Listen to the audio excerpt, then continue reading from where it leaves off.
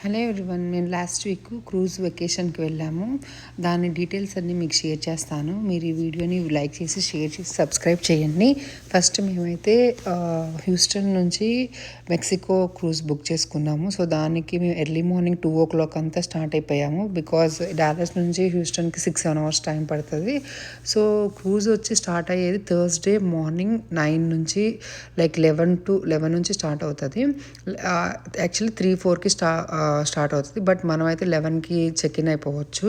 మేమైతే బ్యాగేజ్ అంతా ప్యాక్ చేసేసుకున్నాము. అలాగే పార్కింగ్ లాట్ ఒకటి బుక్ చేసుకున్నాము. షటిల్ సర్వీసెస్ అక్కడ నుంచే తీసుకొని లగేజ్ అంతా వాళ్ళే టేక్ కేర్ చేశారు. షటిల్స్లో పెట్టడం కానీ దించడం కానీ అంతా వాళ్ళు తీసుకున్నారు. అలానే క్రూజ్ ట్రిప్ అయితే బాగా ఎంజాయ్ చేయొచ్చు. చూడండి, క్రూజ్ బ్యాక్ సైడ్ కనిపిస్తుంది.